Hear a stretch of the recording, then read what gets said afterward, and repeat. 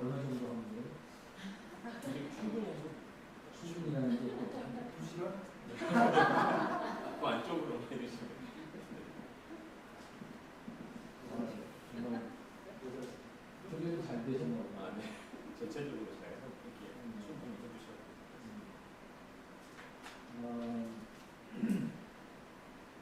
오늘 제목은 이 정말로 있는 로마서인데 사실은 제목과 달리 이 정말로 있는 로마서 책을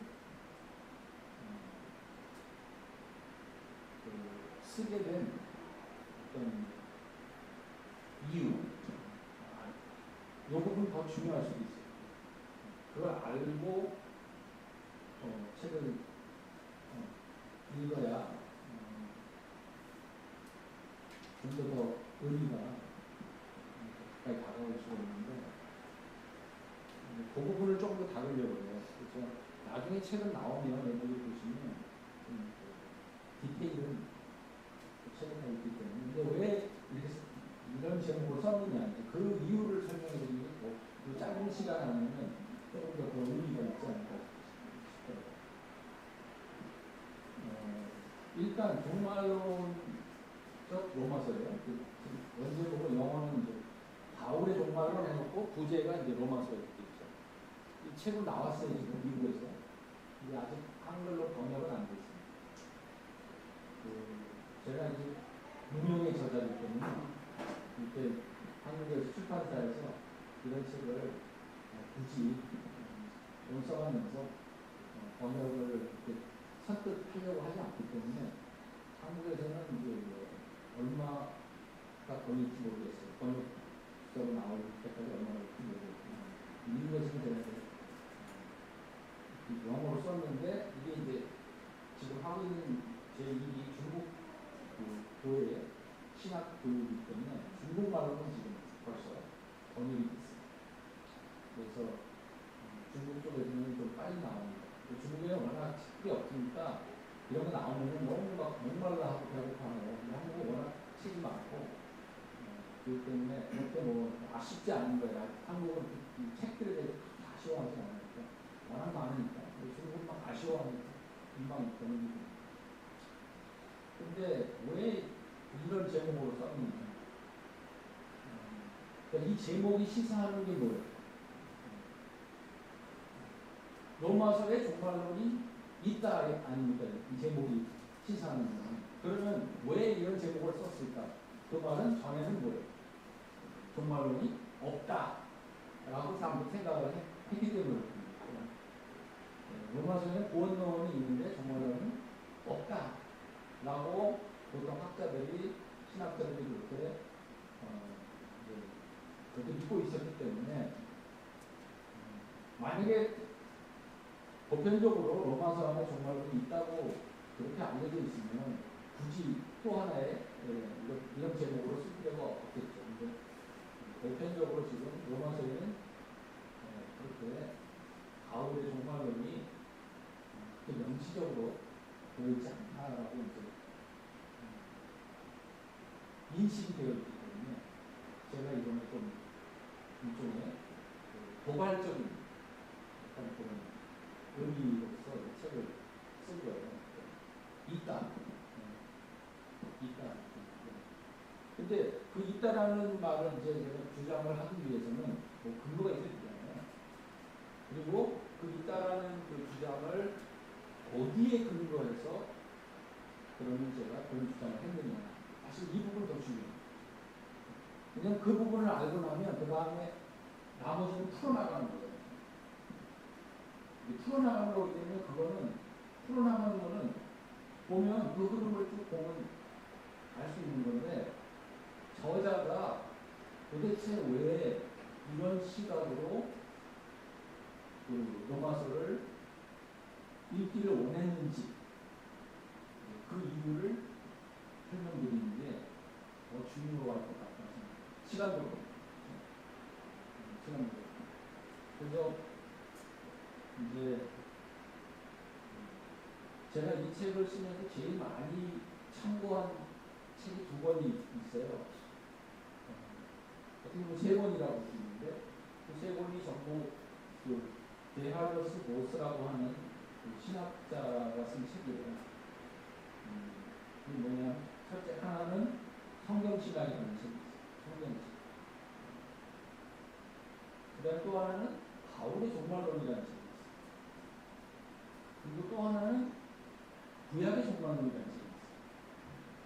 네, 그래서 이 세 권이 제가 이 책을 쓰면서 가장 많이 참고하고 거기에서 가장 많은 내용들을 발췌해서 제가 모아서 해석에 사용했다라고 이렇게 볼 수가 있겠습니다.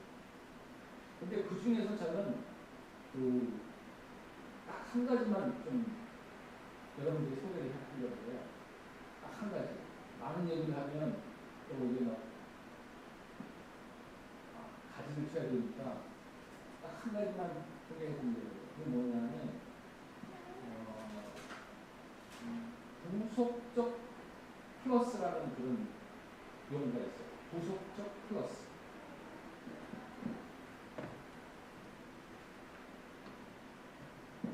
이게 이제 그 바울의 종말론을 이해하는데 제일 어떻게 보면 중요한 핵심 개념 중에 하나예요.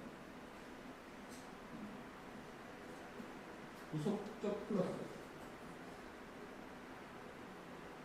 부속적 플러스죠. 플러스. 이 말을 실제로 써요. 그 게할루스 보스라고 하는 신학자가 이 용어를 실제로 씁니다. 그래서 이제 이거 부속적이라는 말은 이제 리덴티브라고 하죠. 리덴티브. 영어로 이제 리덴티브. 그러니까 리덴티브 플러스가 되는 거예요.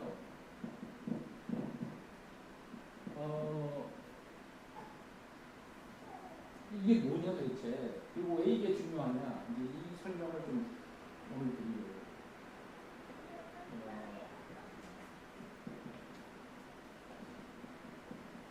이 구속적 플러스가 무슨 뜻이냐. 구속적이라는 말은 여러분들이 아시죠? 구원적이라는 말. 죄에서 우리를 구원하시는. 근데 플러스가 뭐예요? 왜 굳이 거기다 플러스라는 말을 붙였을까요? 구속적 플러스. 리덴티브 플러스. 쓴단 말이에요. 그러면 플러스를 하려면 그 전에 뭐가 있어야 되겠죠? 뭐가 있는데 거기다 플러스 하는 거잖아요. 그러니까 이 말 속에 이미 전제되어 있는 그것이 뭐냐면, 그러면 구속적 플러스라는 게 있으려면, 그러면 도대체 뭐에 대한 구속적 플러스냐? 그리고 왜 구속이 플러스냐? 이 두 가지가 나와야 되겠죠. 그죠? 여기 보면, 이제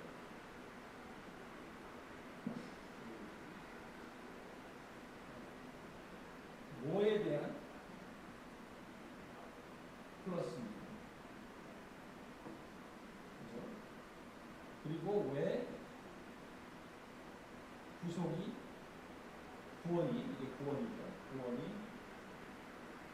플러스가 되는지. 이 두 가지 질문. 자, 뭐에 대한 플러스냐? 그 전에 뭐가 있었길래? 여기에 대한 대답이 원초론이라는 거예요. 원초론. 원초. 원초라는 건 뭐예요? 원초라는 거는 기원할 때, 그 원자고 원래 할 때, 기원할 때. 초는 초기할 때. 원초론이라는 건 뭐냐면, 쉽게 말하면 창세기 1장, 3장까지의 그 내용이 원초론이라고. 영어로는 이걸 프로톨로지라고. 프로톨로지. 이 종말론이 에스카톨로지 아니에요. 에스카톨로지. 그래서 그러면 종말론의 이쪽, 종말론은 이제 끝에 있는 거니까 이거를 우리가 에스카톨로지라고 하는데, 이쪽 끝에 있는 거는 이제 시작 아니에요. 시작. 그 이제 시작은 창세기 1장, 2장, 3장에 나오니까. 그럼 이제 신학자들은 이제 원초론이라고 이렇게 불러요. 프로톨로지. 그러니까 에스카톨로지가 있고, 프로토로지. 그러니까 그림으로 그리면 자 여기가 종말이 그죠? 그래서 이거는 이제 에스커톨로지라고 하죠. 이 에스카토스라는 게 마지막이라는 뜻이거든요. 헬라어로 에스카토스. 그러면 이쪽에는 뭐가 있어요? 이쪽에는 원초론입니다.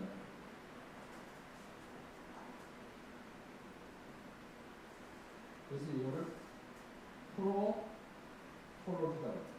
프로토스에서 나온 거죠. 프로토스가 헬라어로 처음이라는 뜻이니까 프로토스. 그래서 프로톨로지.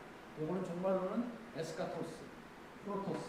네, 둘 다 토스로 끝나요. 이거는 에스카토스고 이거는 프로토스. 그죠? 이 종말론은 이거 원천입니다. 그러니까 뭐에 대한 플러스냐? 구속이 구원이 이 원초론에 그래서 뭐가 있었길래 원초론에 대한 플러스예요. 여기에서 뭔가가 원래 있었는데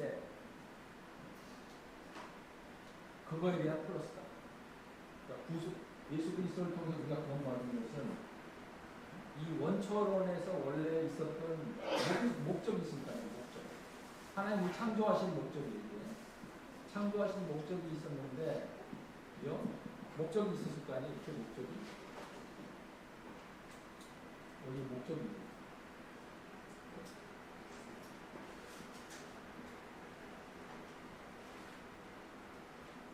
그 목적은 뭐냐면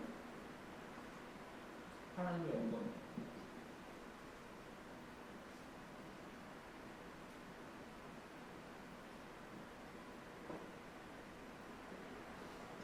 그리고 하나님의 영광이라고.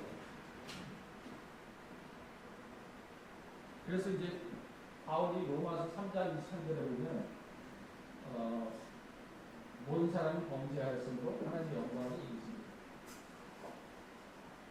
이 얘기를 하잖아요. 원래 여기 영광에 이르도록 되어 있는데 여기가 그 영광에 이르도록 지음을 받았는데 범죄함으로 그래서 범죄함으로 범죄했어요. 범죄함으로 여기가 이제 사망이죠.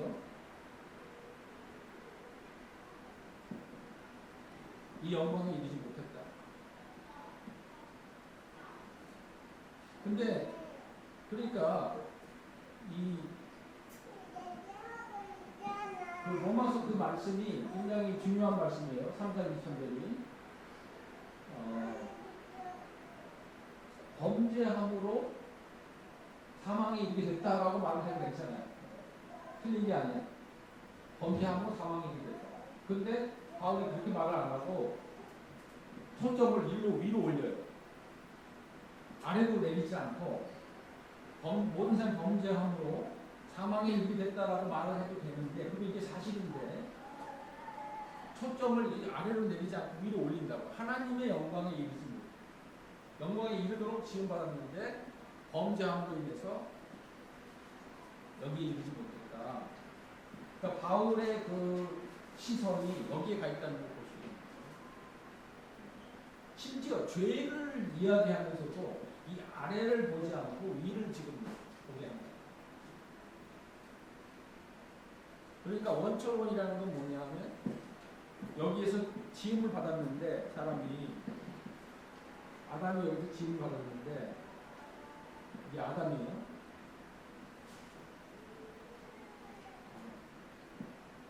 여기에 이르러야 되는데 이르지 못했어요. 그리고 이로 떨어졌어요.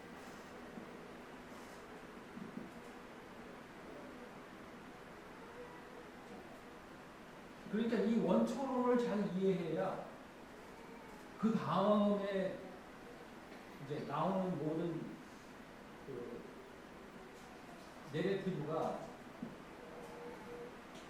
여기에서 출발을 했기 때문에 이게 분명하게 먼저 설정이 돼야 돼. 이게 설정이 돼야 그 다음에 것들이 따라오게 돼 있어요. 그러니까 왜 그 보스라는 신학자가 이런 말을 썼느냐? 구속적 플러스라는 말을. 구속이라는 건 뭘 통해서? 구속은 예수님 통해서. 그래서 예수님이 오셨어요. 예수님이 십자가 오셨어요. 코에 묻지만 예수님이 오셔서 이제 구원을 이루셨단 말이에요. 그런데 그 구원을 이뤘는데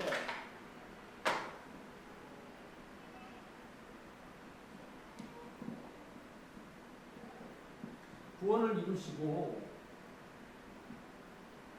죽으시고 이제 부활하셨잖아요. 그러니까 이 구속적 플러스라는 이제 이 개념을 이제 우리가 어떻게 이해해야 되느냐 하면은 바로 뭐에 대한 플러스냐?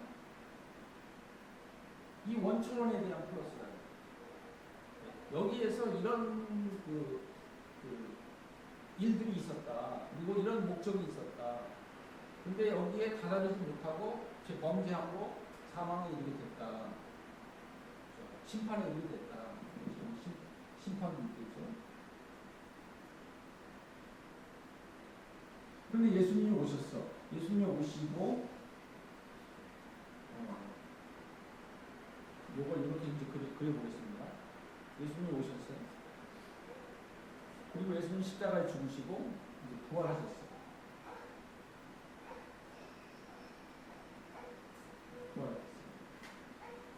이 예수님이 누구예요? 둘째 아담.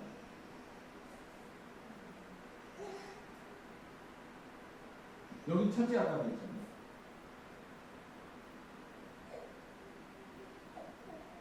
둘째 아담. 이 부활하신 거예요. 십자가에 죽으시고 부활하셨으면 여기하고 여기는 지금 같은 단계예요. 같은 단계. 이게 이제 하나님 영광이에요. 글로리.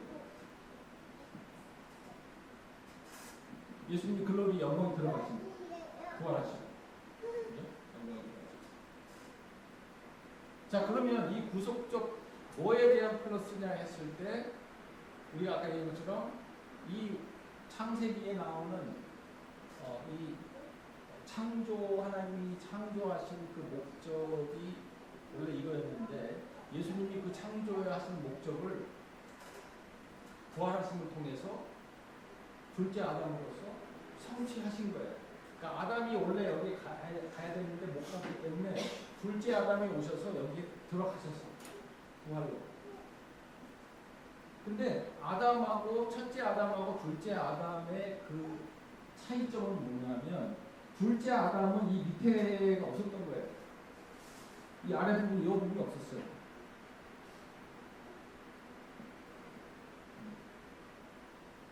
이 부분이 없었어요. 그러니까 이 부분이 뭐예요? 이 부분을 우리가 은혜라고 부를 수가 있어요. 구속은 은혜니까. 그죠? 아담은 이게 없었죠. 아담은 그 전에 아무도 없었기 때문에 이 아래가 있을 수가 없죠. 아담은 자연의 상태에서 시작한 거니까. 범죄하기 전이니까. 여기가 범죄한 거예요. 그 전에. 아래가 없어. 그러니까 아담은 이 문제를 지금 가지고 있지 않단 말이에요. 둘째 아담은 오실 때부터 이 문제를 해결하기 위해서 오신 거예요. 그래서 우리를 대신하여 속죄를 이루시고 십자가에 죽으셨는데 또 부활을 하셨어. 부활하셔서 이 영광에 들어가셨단 말이에요. 그러니까 이 부분은 이게 은혜가 뭐야? 그레이스죠, 그레이스. 여기는 뭐예요? 이건 이제 영광이 이르게 됐다. 그래서 이건 글로리라는 거예요.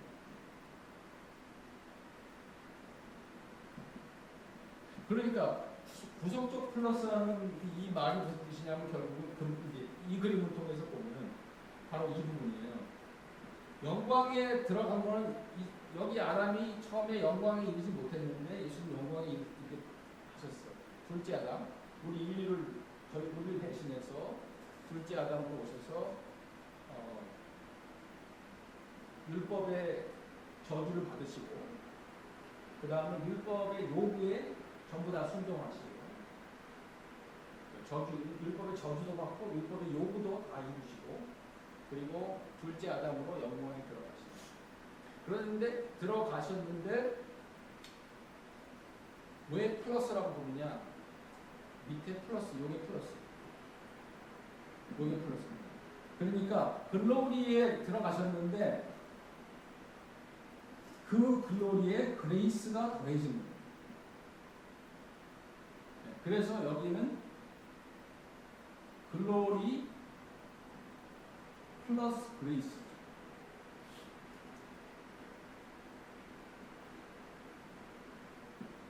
자, 그러니까 요거 이제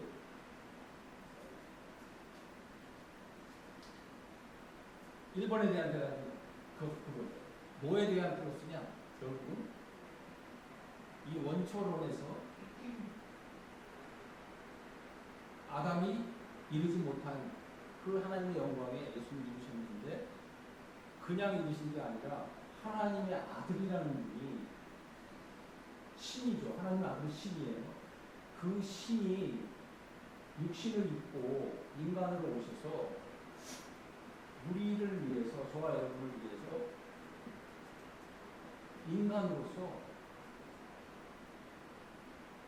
우리처럼 원래 아담이 해야 됐던 것처럼 율법의 요구에 다 순종하시고 또 율법의 저주까지 받으셔가지고 하나님의 그 큰 은혜를 알게 하신 다음에 영광에 들어가셨다. 그러니까 이 지금 상태는 글로리아하고 그레이스가 더해진 거예요. 이게 바로 보스가 말한 구속적 플러스라는 거예요. 요 부분이 플러스예요. 은혜, 글로리에다가 은혜까지 더하셨다. 제가 이제 잠을 이상하게 자는데 자꾸 목이 괜찮다가 자꾸 찍찍하는 그런 통증이 이게 할 때 이상하게 자요. 자, 그 뜻이에요. 그리고 두 번째 질문은 그럼 왜 구속이 플러스냐? 그거는 은혜니까. 하나님의 은혜를 알게 하셨다. 이 은혜를 알게 하신 그 아들을, 그 신의 아들이 와서 우리 같은 사람들을 위해서 대신 율법에 다 순종하시고 저주 받으시고 우리를 당신과 함께 여기에 앉히셨다. 바울이 말하자면 그 에베소서 2장 6절에 보면 우리를 그와 함께 살리셔서 하나님 우편에 우리를 그리스도와 함께 앉히셨다라고 이렇게 얘기를 합니다. 그러니까 지금 그리스도께서 영광을 들어가셨고 우리가 여기 있지만 지금 땅에 있지만 그죠? 땅에 우리가 있지만 그러나 바울은 이 땅에 있는 우리를만을 보는 게 아니고 여기에 앉은 우리도 같이 보는 거예요. 땅에 있지만 사실은 그리스도와 함께 하나님 우편에 하늘에 앉힌 것 같다. 그리고 이 땅에서 지금 우리가 살고 있는 삶은 이 땅에서 살고 있는 지금 우리의 목숨, 이게 우리의 이 목숨, 생명은 지금 여기에서 온 생명이에요. 그러니까 여기에 지금 생명이 있고 여기에 안식이 있고 여기에 소망이 여기에 있고 그죠? 여기에 우리의 의로움이 칭의가 여기 있고 다 여기서 온 거예요. 여기에 초점을 맞춘 거예요. 그 땅에 살지만 여러분들은 지금 땅에 여기 앉아 계시지만 그러나 사실 여러분들은 바울이 뭐라고 골로새서 3장 그 1절 4절에 보면 여러분의 생명이 지금 그리스도 안에서 하나님 안에 감춰져 있다. 그러니까 땅의 것 생각하지 말고 위의 것 생각하라. 위의 것 생각하라고 그래요. 물론 땅의 것 생각하지 말라는 뜻은 뭐 땅의 무슨 삶을 뭐 이제 다 무시하고 살아라 그런 뜻은 아니죠. 땅에서 살아야죠. 아까도 제가 설교 시간에 말한 것처럼 땅에 살아야죠. 일도 하고 뭐 가정도 살아야 되는데 그러나 이미 여러분의 생명은 여기에 감춰져 있기 때문에 자꾸 위를 자꾸 생각하면서 사는 것 같은 말이에요. 그리고 위로부터 이런 생명과 또 쉼과 이런 그 소망과 복음의 자유함과 이런 의로움 이걸 다 위로부터 받아서 여기서 살아라. 그죠? 그러니까 그렇게 되면은 아주 이 두 가지 관점이 여기서 생겨요. 하나는 시간의 관점, 땅에서 시간의 관점이 있습니다. 이 시간의 관점은 이제 이 관점이죠. 그죠? 수평적 관점. 예수님 오실 때까지 우리 여기서 이제 땅에서 이렇게 살다가 주님이 오실 때까지 기다립니다. 이게 시간적 관점. 수평의 관점입니다. 그런데 또 하나가 있죠. 수직적 관점이 생기는 거예요. 이 수직적 관점. 이 수평이고 이건 수직이겠죠. 이게 이제 다른 컬러가 있으면 빨간색이 있으면 제가 빨간색 그리겠는데 어디 하나도 없으니까 이게 수직적 관점. 그리고 이 수직은 공간의 개념이 이건 시간의 개념이지만 이건 공간의 개념. 무슨 말이냐면 예수님이 들어가신 이 그 하늘이라고 하는 예수님이 몸을 갖고 들어가셨잖아요. 부활의 몸을 갖고. 그죠? 그리고 하나님 우편에 앉아 계시잖아요. 그리고 우리도 함께 여기에 앉으셨다고 했어요. 그러니까 여기는 다른 세계야, 지금. 그러니까 공간이 지금 겹친 거예요. 이게 이제 이 바울의 종말론의 아주 그 키포인트 중에 하나인데 예수님이 부활하시고 여기 들어가심으로 인해서 두 세계가 지금 오발랩이 된 거예요. 겹치게 된 거예요. 중첩됐다고. 이 위의 것과 아래가 이 중첩이 됐어요. 이때 예수님이 나중에 재림하시고 오시면 이게 하나가 되겠어요. 여기 이제 재림이 되겠어요. 자, 이제 그림이 이제 조금 더 그림이 조금 복잡해지기 시작합니다. 여기에 하나의 박스가 형성이 되겠죠. 이렇게.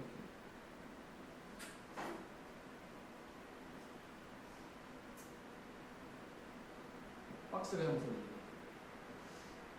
왜 이 박스가 왜 생기냐면 예수님 부활 때문에 생깁니다. 그리고 예수님이 몸을 둘째 아담으로 우리처럼 몸을 가지고 그 몸이 부활해서 여기 들어가셨단 말이에요.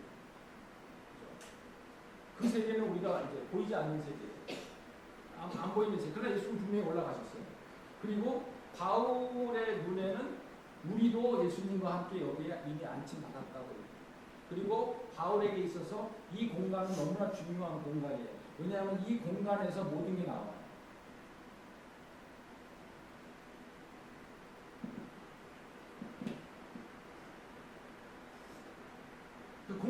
이 공간이 우리를 지배하기 시작합니다. 우리를 지배하는 게 이 땅의 시간만이 아니라, 물론 땅의 시간도 우리에게 영향을 주지만, 땅의 시간만이 아니라 이 하늘의 이 수직적, 여기는 이제 수평이고, 요거는 수평이고, 그죠? 시간, 그 다음에 이거는 수직이에요.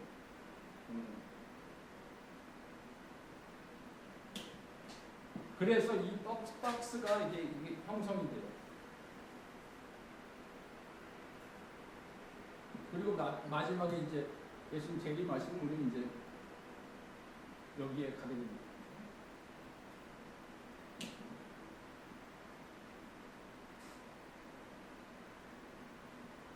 자, 이런 지금 이런 그림이 대충 이런 그림이에요. 자, 이 그림이 바울의 종말론이라고 하는 책에 나온 그림이에요.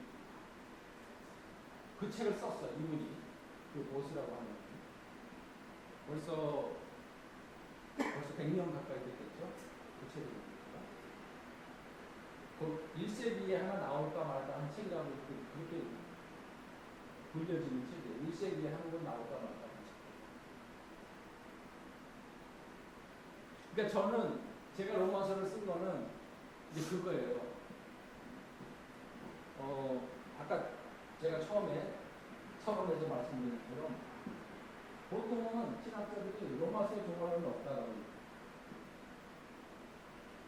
근데 저는 그럴 리가 없다. 일단 고발을 한 거죠.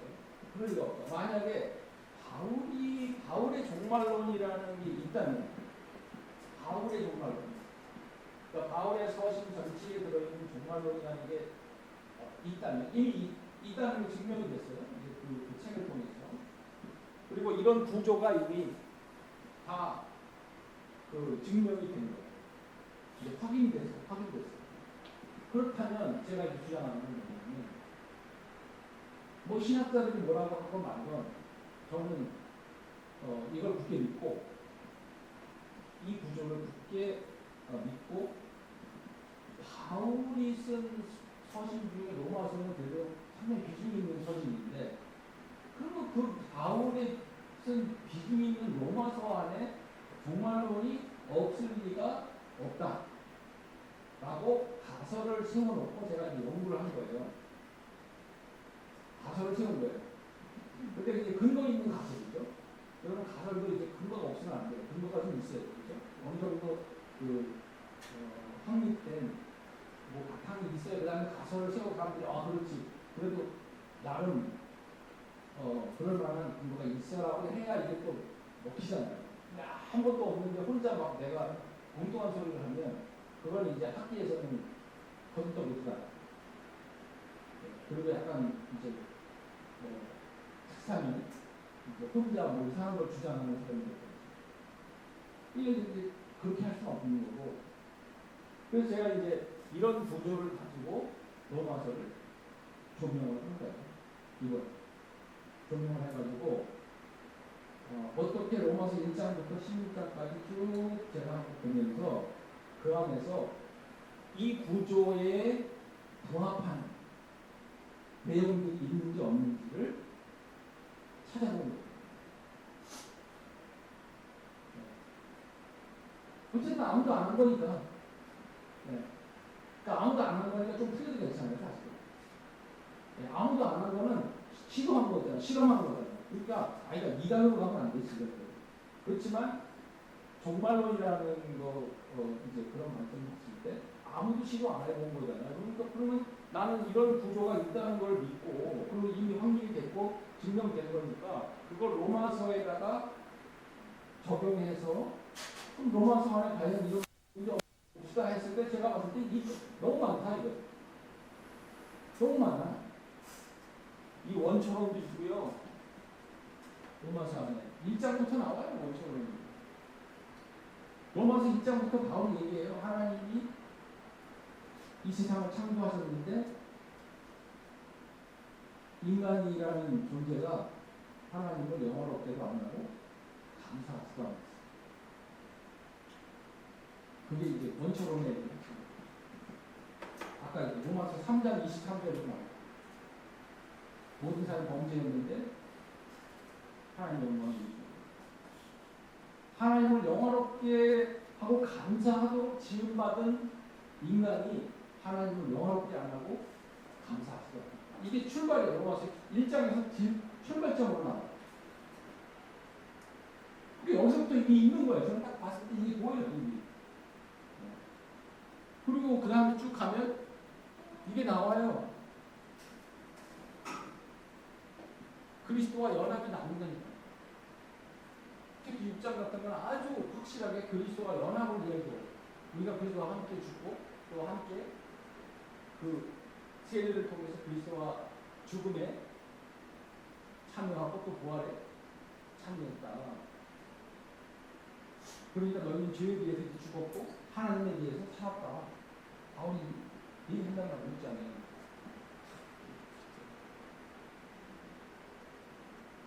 이게 나와요. 여기도 나와요. 만물이 나와. 이제 8장에 보면 이제 피조물이 나중에 어떻게 될 건지 피조물이 지금 그 만물의 완성을 기다리고 있고 그 다음에 16장 같은 데 가면 이제 사단의 사단이 우리의 발 아래 밝힐 것이다 라고 하는 바울이 얘기해요. 여기에 이렇게 걸린다. 그러니까 다 있는 거야. 이 ABC가 다 있어. ABC가 이 크게 이 그림을 크게 보면 A가 있고 이제 원초론이 있죠. 그 다음에 여기 B가 있어요. 그리고 이 B를 보니까 구속적 플러스가 이제 뭔지 알았어. 아, redemptive 플러스. 왜? 원래 목적을 예수님 성취하셨을 뿐만 아니라 그거를 그레이스, 은혜라는 것을 통해 성취하셨어요. 그래서 여기에 글로리하고 그레이스가 같이 그러니까 은혜와 영광을 같이 드리고 그 다음에 여기 또 나와. C도 나와. 그러니까 제가 볼 때 구조상으로 로마서 안에는 이 구조가 그대로 들어있어요. 그리고 이 구조를 가지고 바울은 로마서를 썼다. 라고 보는 거예요. 그러니까 안에 구원론은 당연히 있죠. 구원론은 당연히 있죠. 근데 구원론만 있는 게 아니라 거기에 뭐가 있어요? 원초론이 있어요. 영론을 향한 원초론이 있어요.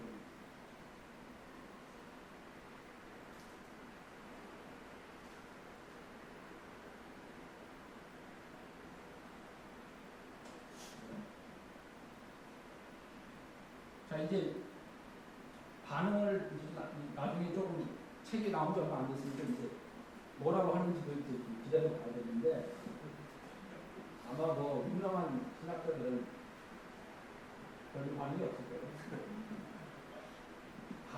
반응이 있으려면 제가 또 좀 뭐가 무게감이 있는 사람이어야 되는데 저 같은 사람도 책 썼다고 무슨 그 반응이 같은 게 하겠어요.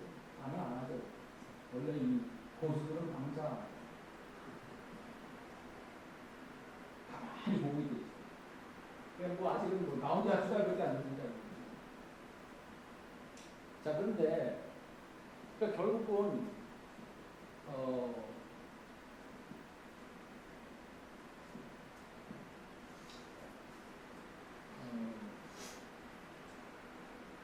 여기 이제 제가 뭘 하나 좀 더 하고 싶으냐면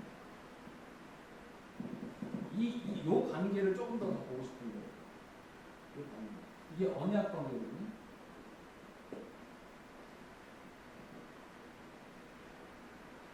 언약 관계.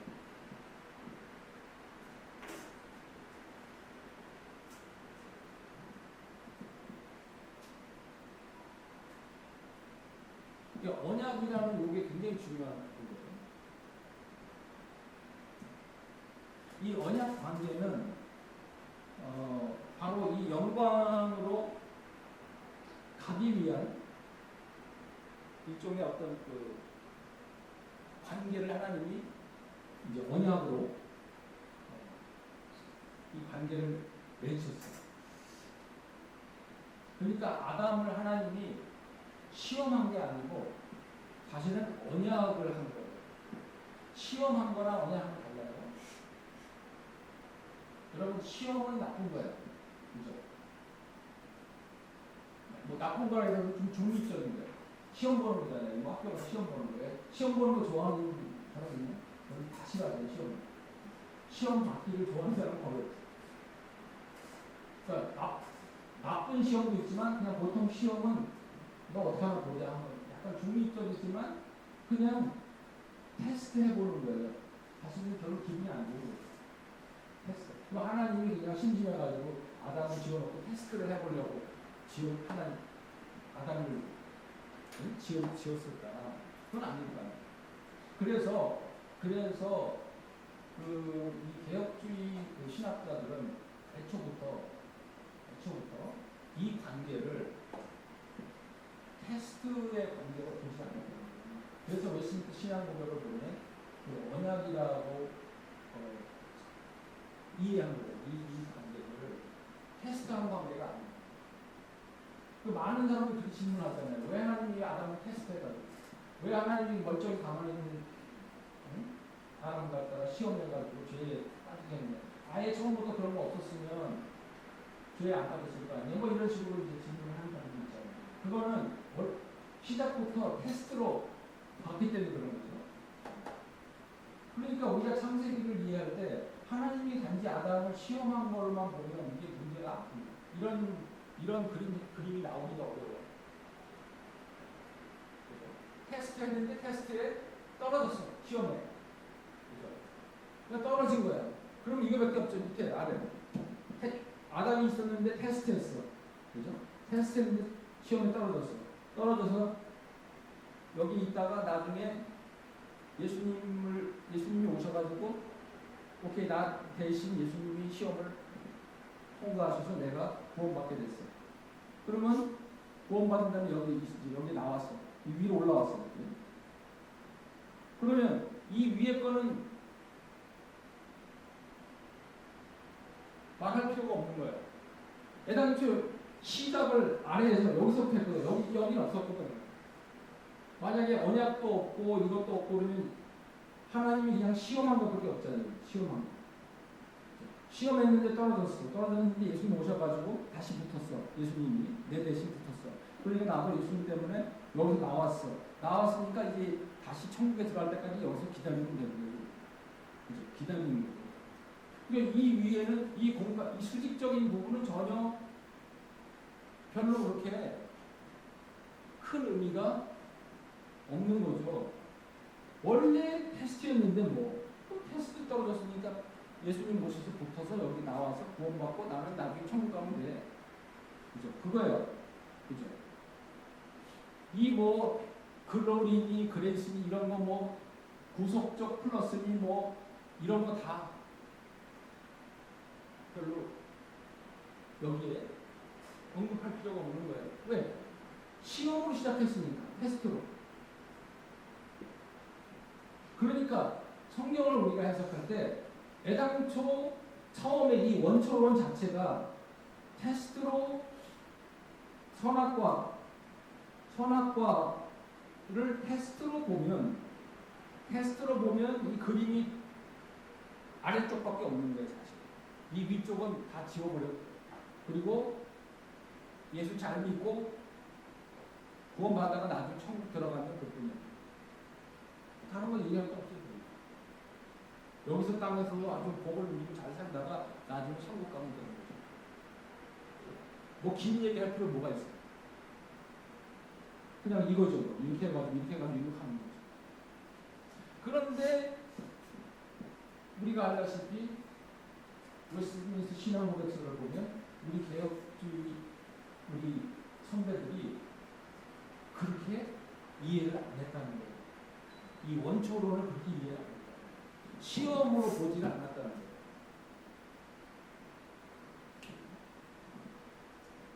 시험이면 문제가 있는 거죠. 나중에 따질 수가 있는 거예요. 하나님은 왜 가만히 있는 아담을 시험해가지고 이 문제를 만들었습니까? 그렇죠? 근데 시험이 아니에요. 하나님은 복 주려고 하신 거예요. 그래서 그렇게 이해를 한 거예요. 하나님은 복을 주려고 아담이 하나님 영광에 이르도록 하려고 이 언약을 세웠는데 그러면 이제 이 언약의 내용이 뭐냐? 이 언약의 내용이 크게 두 가지예요. 하나는 종교적인 게 있고 하나는 윤리적인 게 있어요.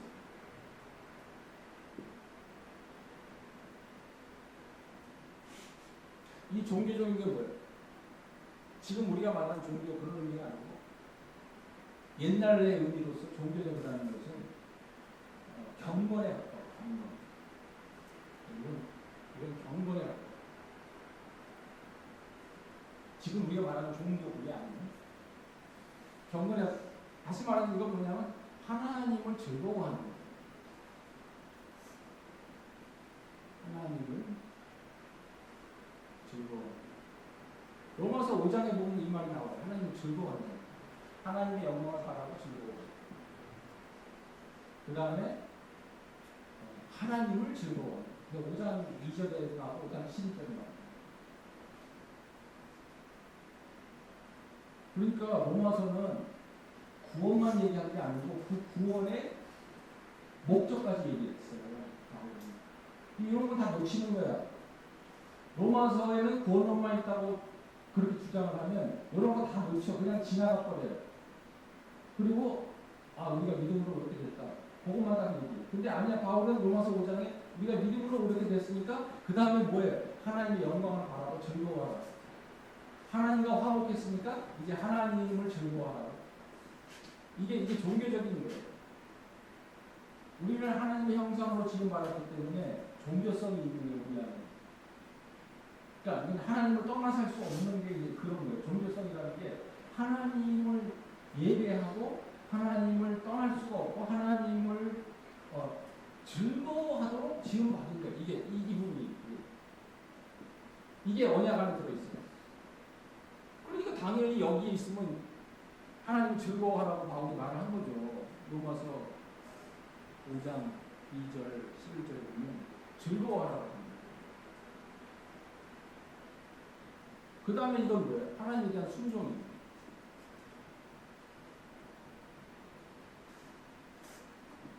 순종, 하나님.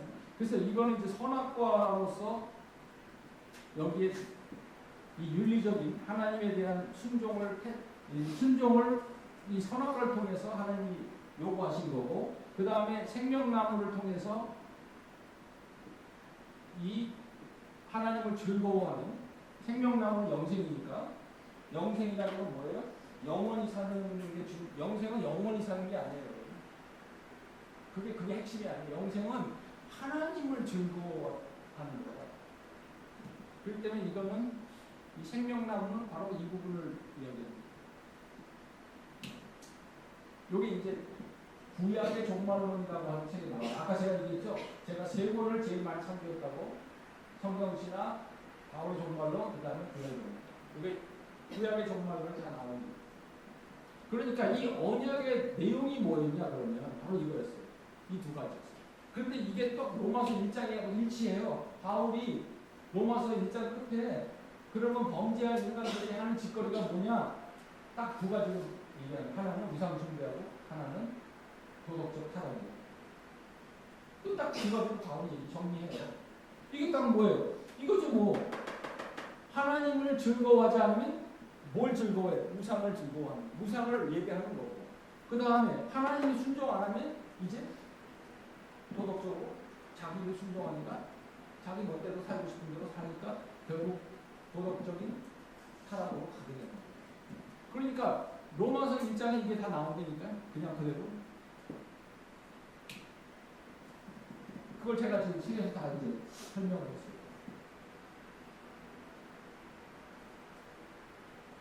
그죠? 자 그러면 보세요. 이게 만약에 원래 언약의 그 내용이었다면 이제 예수님께서 오셔가지고 이 은혜와 영광을 예수님을 통해서 성취하시고 여기에 지금 들어가셨고 우리를 여기에 앉히셨다고 했을 때 그러면 우리가 비록 땅에 있지만 그럼 우리가 어떻게 살아야 되겠느냐 하는 부분에 있어서 우리는 바로 이 관점을 봤을 때 이걸 다시 이 땅에 살면서도 이미 여기에서 우리가 모든 걸 받는다고 했으니까 여기에 뭐가 생기니까 여기에 하나님을 즐거워하고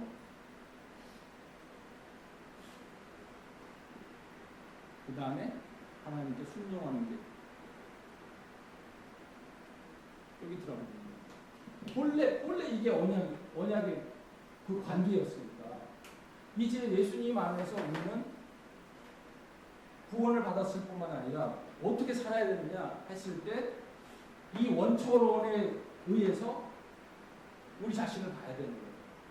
그리고 둘째 아담이 있으니까 둘째 아담이 그렇게 사셨으니까 이 아담이 못한 거를 그대로 둘째 아담이 다 순종하시고 하나님을 사랑하고 하나님께 순종하고 여기에 올라가셨기 때문에, 그리고 우리도 그 안에서 지금 연합을 했고 그리스도가 우리 안에 계시고 우리가 그리스도 안에 있기 때문에 우리가 땅에 지금 있는 것은 바로 죄로부터 구원받았을 뿐만 아니라 이제 우리의 삶의 목적이 다시 위를 향하게 됩니다.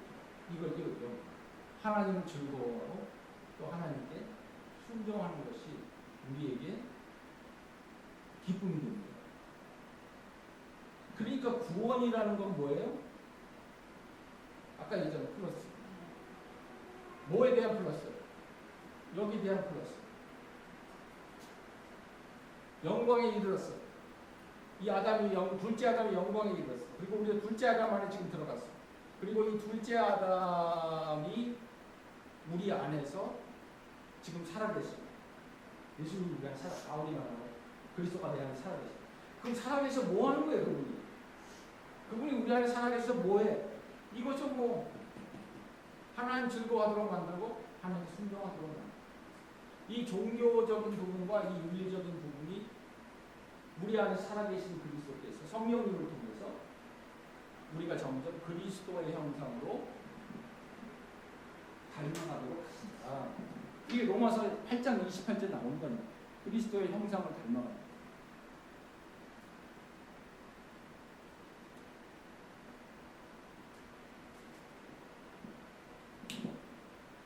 그러니까 성화론이 여기 나오는 거예요.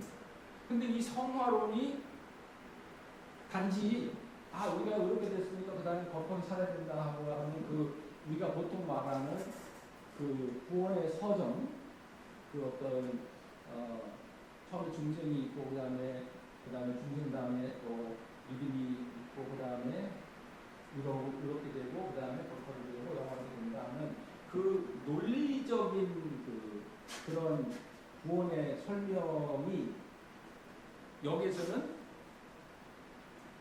좀 차원이 달라지는 거죠. 왜 우리가 그러면 하나님을 즐거워하고 하나님을 순종해야 되느냐? 이건 그리스도의 형상을 닮아가는 건데, 이 그리스도의 형상을 닮아가는 것은 이 수직적 이 부분이 있기 때문에 가능해져요. 여기서 이제 모든 게 공급이 되기 때문에 위에서. 그죠?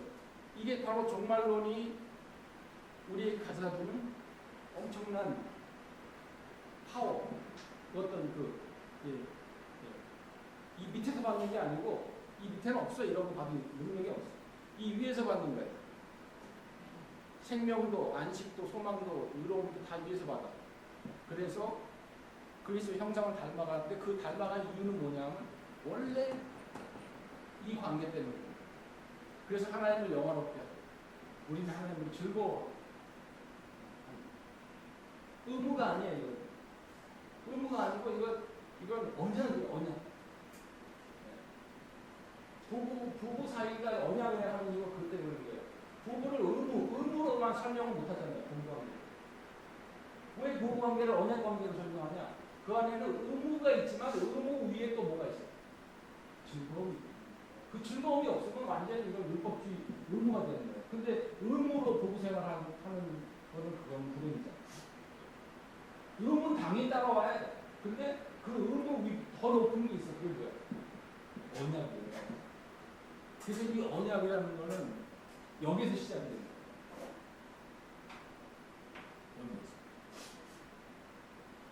근데 이 언약이 은혜를 통해서 이루어진 거고, 그 다음에 그 은혜가 이 영광과 함께 여기에서 부활과 승천을 통해서 이미 시작이 됐다. 그래서 성경은 여기를 이제 last phase라고 합니다. 마지막 날들의 시작이에요. 마지막 날들의 시작이 여기서 시작된 거예요.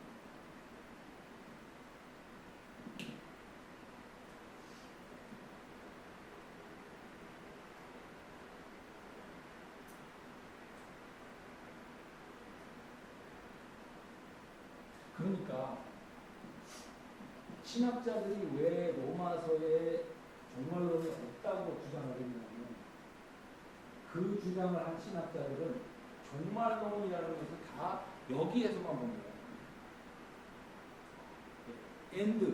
엔드에서만 본 거예요. 엔드 타임. 그런 거. 근데 실제로 보니까 로마서에는 이 엔드 타임에 대한 얘기가 언급이 많지는 않아요. 8장 정도, 그 다음에 16장 정도 간략하게 언급하고 지나요. 그러니까 종말론을 여기에 두고만 보면은 로마서는 별로 종말론에 해당이 안 돼라고 주장을 하게 되는 거예요. 그런데 초점을 바꿔서 만약에 종말론을 여기에서 보기 시작하면 너무 많아. 할 얘기. 제가 그러니까 지금 제가 그 로마서를 이번에 쓰면서 얘기한 게 뭐냐면 여기서만 보면 로마서는 종말론에 해당이 안 될 수 있어요. 뭐 데살로니가 전서나 이런 데 보면 여기에 해당하는 얘기들이 나와요.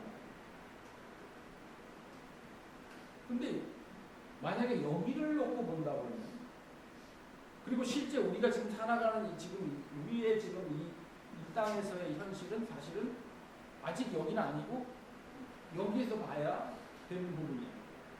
우리는 생명이 필요하고 안식이 필요하고 소망이 필요하고 칭의가 필요하고 우리는 이 하늘에서 공급하시는 의와 평강과 희락이라고 하는 것들이 필요한데 이거 여기서 오는 거라고.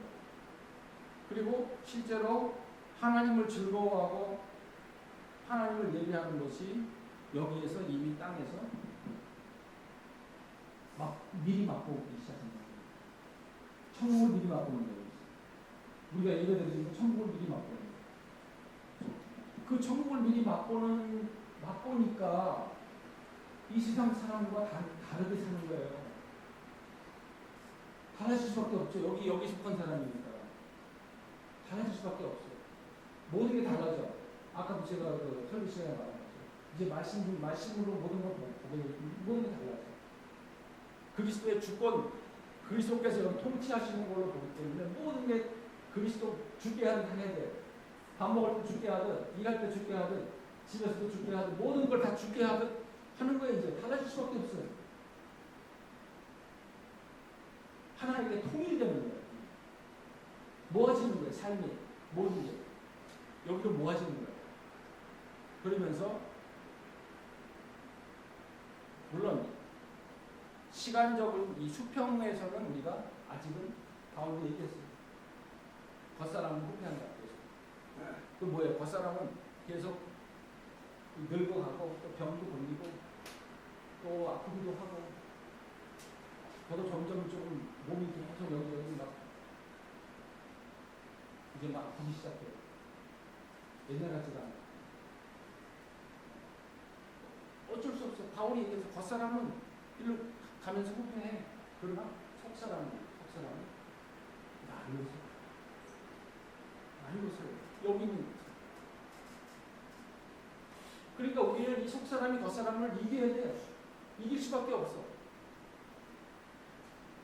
이 겉사람이 이기는 게 아니라 우리는 속사람이 이기는 거예요. 나중에 그래서 속사람이 어떻게 이깁니까? 최후 우리가 마지막으로 이제 이 세상을 하직할 때도 바울처럼 나 기대된다. 나 정말 기대돼. 왜? 그리스도와 함께 있는 것이 너무 기대돼. 훨씬 더 좋아. 빌립보서는 기대감을 가진 거야. 근데 왜 기대감을 가지? 생각해봤어요. 저 기대감이 어떻게 가능하냐? 아니 지금 죽는데 어떻게 그런 기대감을 갖고 죽지? 제가 그런 생각을 해봤어요. 그리고 나도 어떻게 이제 죽을 때 바울처럼 그런 기대감을 갖고 죽을 수 있을까 생각을 해봤는데 그 이유를 찾은 거예요. 지금까지 몰랐어. 근데 이 종말론을 본다고 알았어. 그게 뭐냐? 이미 여기에 있으니까 일로 돌아가는 거예요. 죽는 거는 이미 가 있는 곳에 내가 가는 거야. 몸이 조인하는 거예요. 몸이 예? 이미 여기 가 있는데 속사람이 겉사람이 이제 그 속사람을 하고 합치는 거예요. 그러니까 모르는 데 가는 게 아니야. 여러분 모르는 데 가는 사람이 겁난다는 거예요. 죽음을 왜 우리가 들어왔느냐? 모르니까. 도대체 죽는다면 어떤 세계로 가는지 우리가 모르니까 모르면 겁난다는 거예요. 근데 바울은 알고 있어 이미. 난 이미 여기 있어. 이게 너무나 바울한테는 너무나 뚜렷한 거야. 이 현실이 바울은 그냥 이론이 아니에요. 이론이 아니에요. 이게 이론이면 사실 힘이 없어. 근데 이게 현실이에요. 바울에게서는 이게 너무나 그리스도와 내가 같이 여기 있다는 게 너무나 바울한테는 큰, 너무나 막대한, 어마어마한 사실이에요. 그러니까 그걸 사실로 받아들이는 사람은 여러분 기대하죠. 나 이사 가는 것 뿐이지. 여기서 지금 여기서 여기 이사 가는 것 뿐이야. 돌아가는 것 뿐이야. 원래 여기 있었는데 뭐 여기 앉혀놨는데 이제 몸이 그래서 합해지는 거야. 와, 그래서 제가 이게 정말로 이게 그냥 이론이 아니구나. 진짜 이 세상이 줄 수 없는 강력한 그런 이 생명, 소망, 이 어떤 이 안식, 여기 이렇게 오는 거구나. 그걸 이제 제가 종말론 공부하면서 알게 된 거예요. 그러니까 이거 매력이 점점 안 좋아할 수가 없어서 더 좋아지게 된 거예요. 왜? 힘이 나니까. 근데 이게 없다고 생각해봐요. 아까 처음 말한 것처럼 그냥 여기서 시작해봐요. 이 위에 거 없이 여기서 그냥 테스트 받고 시험에 떨어졌다가 예수님 믿고 올라와서 이거 없어. 여기서 나 혼자 잘 버텨야 돼요. 어떻게든지 내가 믿음을 잘 지키고 버텨다가 천국 가는 거야. 그런 사람은 굉장히 위태위태하죠. 믿음도 위태위태하고 특별히 죽음 앞에서는 아주 위태위태하죠. 이거 모르는데 이게. 모르는데 내가 죽어야 된다고. 건강할 때는 괜찮아요. 잘 살 때는 괜찮아요. 잘 나갈 때는 괜찮아요. 근데 실패해봐요. 건강한데 병들어봐요. 이제 그 믿음 다 혼입버리고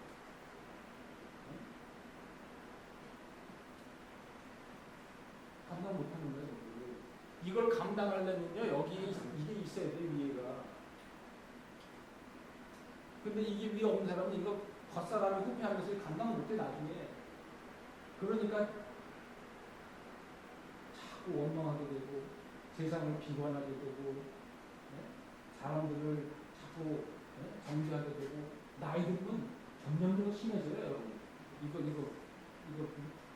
이거 모르는 사람은요 나이 들면 더 성숙해지는 게 아니야. 성숙해질 수가 없어. 나이 들면. 제가 이걸 겪어보니까요 이 몸이 막 이렇게 조금씩 무너지기 시작하면요 못 따라와요. 정신이 못 따라와요. 무너질 수가 없어요. 그런데 바울은 안 그랬다. 왜 그럴까? 바울은 이걸 알았어. 자기를 여기에서 본 거야. 여기에서 본 거야. 그러니까 이 박스가 얼마나 중요해. 그죠? 근데 이 박스가 어디서 왔느냐? 이게 이제 신학적으로 이제 설명을 해주거든요. 그럼 왜 도대체 오늘날 이런 이렇게 그러면 왜 오늘날 도대체 많은 그리스도인들이 이걸 모르냐? 왜 오늘날 도대체 그런 많은 그리스도인들이 이런 거를 생각을 안 하고 사냐? 들어본 적이 없어.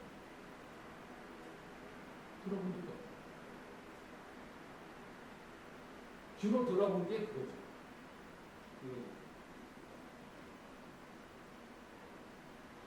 그런데 우리가 종말론을 배워야 되는 거는 요거에 대한 관심도 우리가 있어야 돼요. 물론 예수님 빨리 오시면 다 해결돼. 뭐 그거는 뭐 그만할 것도 없어. 빨리 오시면 다 해결됩니다. 길게 얘기할 것도 없어. 예수님 오신 끝인데. 그런데 우리는 아직 여기 있단 말이에요. 그럼 여기에서 지금 우리가 살 때 뭐가 필요하냐? 내가 아무리 믿음이 좋아봐야 그 믿음이 얼마나 좋겠어? 내 믿음이 아무리 세봐야 얼마나 되겠어? 그죠?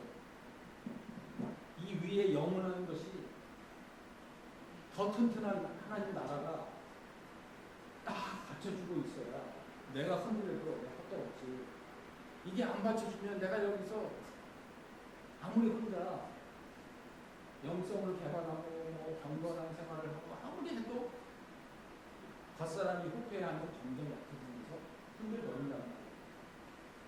이건 안 돼요. 우리가 혼자 세상을 못 이겨요. 못 이겨요, 세상. 어떻게 이겨요? 혼자 아무리 잘해도 못 이깁니다. 그래서 이 위에서 공급을 해줘요. 위에서 공급해줘요. 자, 그러니까 다시 여기 돌아와요. 결국은 보세요. 이 언약이라는 게 그렇게 이제 중요한데, 이 언약 관계가 이게 너무나 중요한 거예요. 이 원초론의 언약 관계. 그러니까 여러분이 만약에 지금까지 이제 개혁주의 신학을 많이 들었잖아요. 그리고 뭐 칼빈부터 해가지고 웨스민스터 신앙고백이나 이런 것들을 많이 이제 들었을 텐데, 이 개혁주의 신학의 성경 해석의 그 틀은 여기서 시작했기 때문에 언약이라는 게 굉장히 중요해지는 거고, 그 다음에 하나님의 영광이라는 것이 굉장히 중요해지는 거예요. 그렇죠? 그 다음에 그리스도의 십자가의 그 희생도 중요하지만 그리스도가 땅에서 율법의 요구에 완전히 다 순종하신 이 부분도 중요해지는 거예요. 왜? 이거. 하나님을 즐거워하고 또 하나님께 순종하고. 이게 있기 때문에 여기 있는 거예요. 그래서 재미있는 부분은 뭐냐면, 요거 한 가지만 하고 이제 쓰려고 하는데, 제사 개념이, 제가 이제 로마서 이번에 쓰는데 제사 개념을 좀 많이 얘기했어요. 제사. 이 제사는 레위기에 나오잖아요, 지금. 거기 뭐 속죄제가 나오고, 번제가 나오고, 화목제가 나오고, 그죠? 주로 이제 제일 큰 게 이거예요.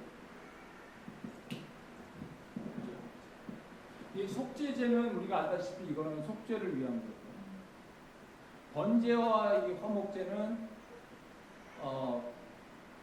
일종의 뭐냐면 성별과 그 다음에 경축이에요.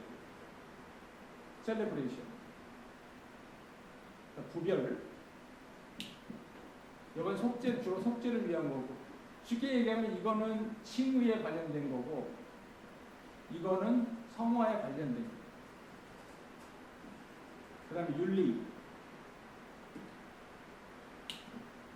근데 로마서에 이제 이 제사에 대한 얘기가 좀 나와요. 특별히 이제 로마서 12장, 너희 몸을 거룩한 사람들이잖아요. 그 제사에 대해. 그래서 이제 제가 이걸 그냥 지나갈 수는 없잖아요.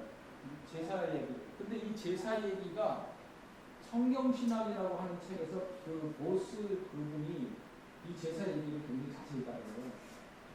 근데 거기에서 제일 제가 충격받은 그 부분은 뭐냐면, 우리는 보통 제사 그러면 우리가 죄인이기 때문에 제사가 필요하다고 생각했잖아요. 그죠? 죄인이니까 제사가 필요해요. 죄인의 죄 때문에 제사가 필요해요. 제사라는 건 죄인을 위해서 드리는 걸로 보는 거예요. 그러니까 우리는 그 말은 무슨 말? 우리는 전통적으로 제사 그러면 제일 떠오르는 게 이거예요. 속죄. 속죄죠. 근데 보스가 거기서 뭐 충격적인 말을 하는 게 뭐냐면 제사는 여기서 시작했다. 그러니까 제사를 일로 가져가. 이 원초로 가져가는 거예요. 제사를. 그러니까 이걸 제사로 본 거예요. 원래 제사.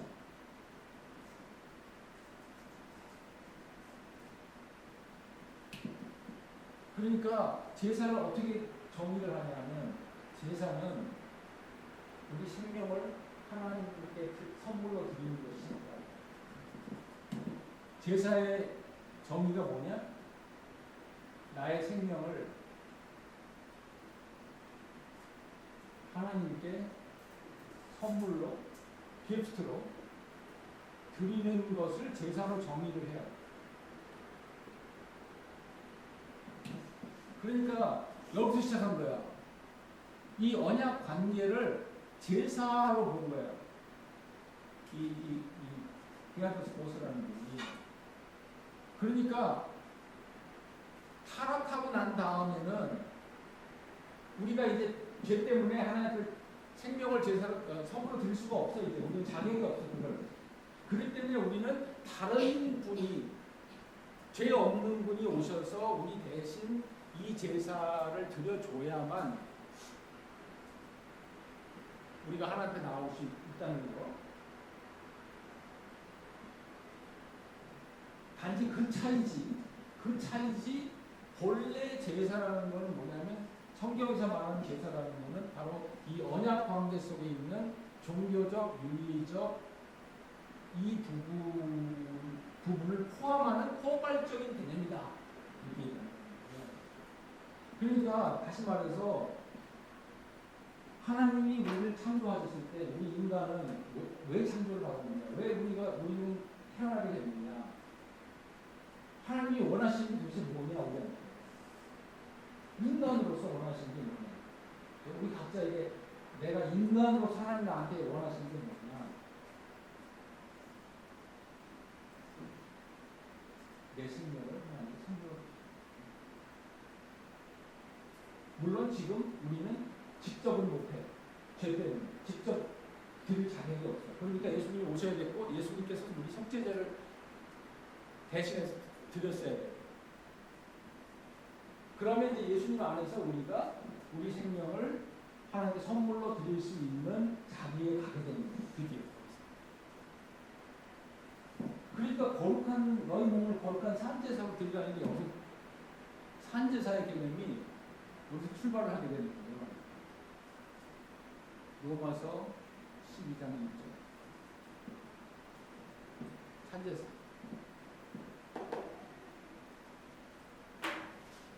그러니까 성화라는 거를 우리가 보통 전통적으로는 어떻게 이해해야 되냐면 칭이 다음에 따라오는 게 성화예요. 그죠? 그렇게 됐으니까 그 다음에 이제 거기에 돼요. 그게 이제 일종의 논리적 순서예요. 그런데 보스는 그런 논리적 순서를 가지고 성화를 말하는 게 아니라 성화를 완전히 다른 차원으로 끌어올리는 거예요. 여러분, 그냥 내가 이렇게 되었으니까 그 다음에 거룩하게 돼야지 이런 차원이 아니라 내가 그리스도와 함께 연합한 되면서 이제 비로소 나의 본래 내가 존재하는 이유를 그리스도 안에서 새롭게 되는 그건 뭐예요? 나의 성도를 하나님께 제사로 선물로. 근데 그걸 그냥 우리 못해. 우리 힘으로 도저히 못해. 내가 어떻게 그래요? 그러니까 이 제사를 먼저 드린 그분께서 그분이 먼저 드렸으니까 땅에서 있을 때 계실 때 그분이 자기의 생명을 하나님께 온전한 제물로 드렸으니까 죄 없는 분이 그분이 지금 내 안에 성령을 통해 살아계시기 때문에 그분께서 내 안에 살아계시니까 내가 점점 그분을 닮아가는 그 거기에 비례에 따라서 나도 그분처럼 내 생명을 하나님께 전부 기쁘게 선물로 드리는 거구나. 그게 예배다. 라고 그렇게 이해를 하게 되는 거예요. 그러니까 이런 부분은 이제 보스가 그 바울의 종말론이라는 그 책에 이런 게 안 나온다는 거예요. 요거는 제가 다른 책에서 그 성경신학이라고 하는 책에서 이렇게 쭉 제가 발췌를 해가지고 연결을 시킨 거예요. 그러니까 보스는 이런 거 안 해준다는 거예요. 이건 누군가 또 보스의 학생이 이건 해야 되는 거예요. 그러니까 예수님이 십자가에서 죽으신 것은 이 속죄제로 드린 거지만, 그죠? 로마 3장 25절에 나와요. 예수님이 피를 속죄제로 드립니다. 그런데 예수님의 그런 삶은, 예수님이 지상에서 살았던 그 삶은 그러면 뭐냐? 바로 이 번제라는 거예요. 번제. 그 책에 나오는 번제는. 그러면 이게 말이 된다. 그죠? 말이 되는 거예요. 이미 그 자료가 있어.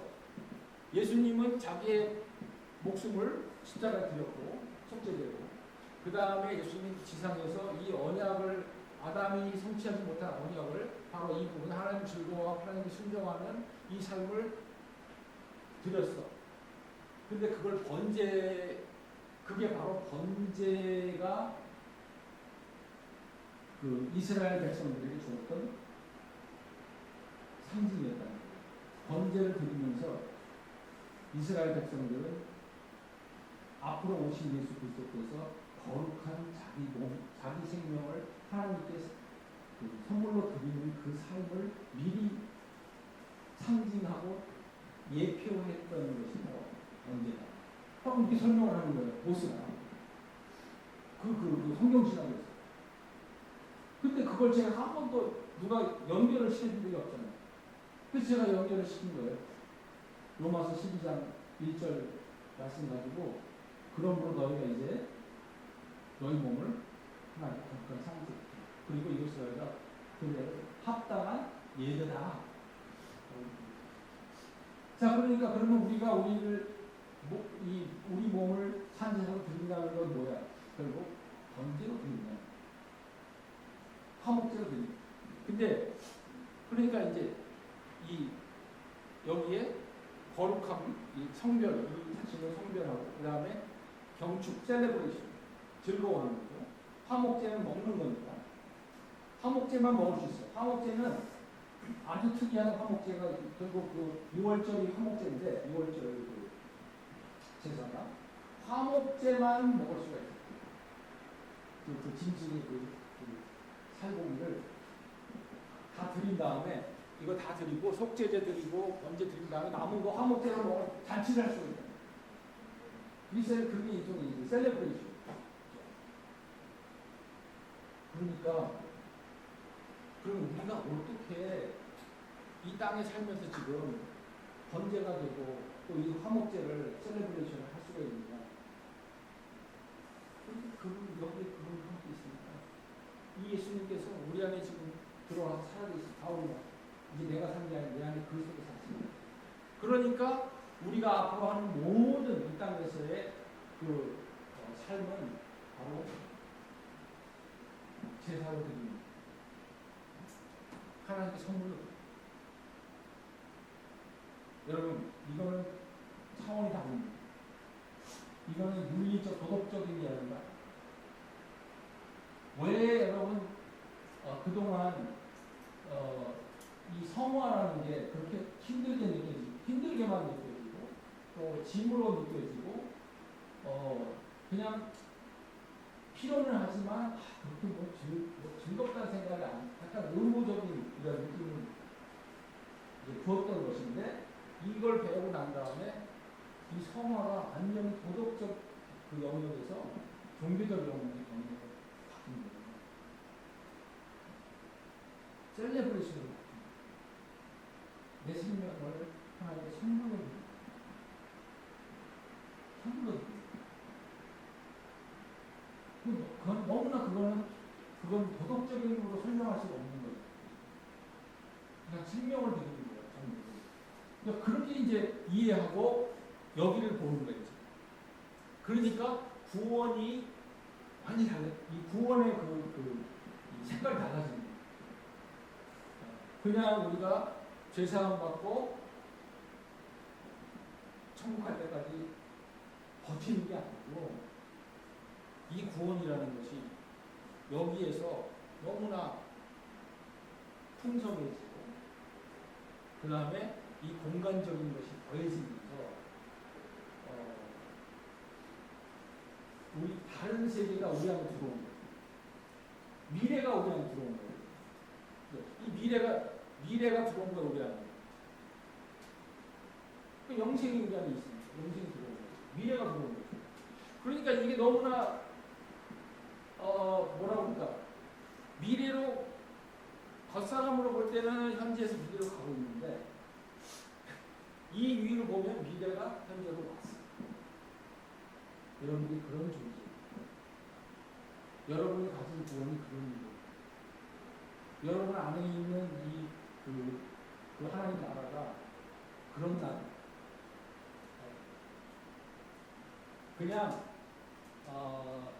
이 1차원적으로 설명이 안 돼요. 2차원적으로 설명이 안 돼요. 현재에서 미래로 가고 있는데 동시에 미래가 현재로. 그리고 그 미래에서 공급해주는 이 부활의 생명과 이 하늘의 안식과 이 소망과 이 칭의가 우리를 밀어주고 우리를 붙잡아주고 보호해주고. 그러니까 바울의 구원을 그렇게 얘기해요. 그러니까 영광과 은혜가 글로리와 그레이스가 그 안에 함께 있어요. 어마어마한 거죠. 이걸 말로 다 설명한다는 게 어려운 거죠. 그래서 제가 지금 말씀드린 요 내용을 가지고 로마서를 본 거예요. 근데 너무 많아. 로마서 안에 할 일이 너무 많아. 그러니까 그 보스라는 분이 다 못다 하는 이야기예요. 그분이 바울의 종말론이라는 책 속에 또 성경신학이라는 책을 썼지만 그 안에서 못다한 얘기들을 누군가는 또 그 학생이 해줘야 되는 거예요. 그게 학생의 역할이에요. 그러니까 우리 학생들이 저의 학생들이 저한테 그러는 거예요. 선생님, 그동안 선생님한테 종말론 신학을 잘 배웠습니다. 근데 이 종말론 신학을 설교를 하고 싶은데 주일날. 그럼 설교를 하려면 성경 본문을 따라가야 되잖아요. 예를 들어 로마서 혹은 뭐 에베소서. 그러면 내가 주일날 강단에서 종말론 신학을 설교할 수는 없잖아요. 그렇지. 종말론 신학을 설교할 수는 없고. 설교는 하나님 말씀을 설교. 그러면 지금까지 10년 동안 배운 이 종말론 신학을 설교에서 어떻게 할 수 있는지를 보여달라는 거예요. 그 말은 성경에 있는 어떤 한 책을 골라서 이 종말론 신학을 그 성경에 있는 한 책에다가 적용을 해서 1절부터 쭉 해가지고 끝까지 어떻게 이 안에 구원과 종말이 그 안에 들어있는지를 보여주십시오. 와, 그러니까 갑자기 제가 부정을 받던 거죠. 우리 학생들한테. 그래서 제가 2년 동안 쓴 거예요. 이것도 보여줘야 되겠다. 이걸 안 보여주면, 그럼 맨날 그 좋은 종말로는 뭐, 좋긴 다 하지만, 이거 어떻게 써먹어요? 이거 어떻게 설교가 어떻게 할 거야, 이거를. 네? 교회 성도들이 이걸 얘기해주면 무슨 말인지 모르는데, 성경 가지고 어떻게 할 수 있는 거 그러니까 그래서 고민하다가 그래 꼭 그러면 한번 해보자. 그래서 제가 이거를 한 게 로마서 1장. 그러니까 그런 맥락에서 보면은 이 책이 나오는 그 이유가 있는 거예요. 이런 맥락 속에서 나온 책이 그냥 막 쓴 게 아니고 그렇지. 이런 정말 이건 이미 보수라는 자료를 다 해놨어. 다 해놨어 이미. 근데 이제 그걸 가지고 성경 본문에다가 구체적으로 어떻게 할 건지를 보여줘야 되는 게 없어. 그런 전례가 없어. 그런 사례가 없어. 사례가 없어 그런 거. 뭐 해보자. 그래서는 1년 동안 썼어. 그래, 갑자기 막 얇은 시 못 따라가요. 스승은 못 따라. 학생은 학생. 그래도 스승이 못 따라하는 얘기를 해주고 싶어. 그래서 이런 얘기들은 안 나온다는 거죠.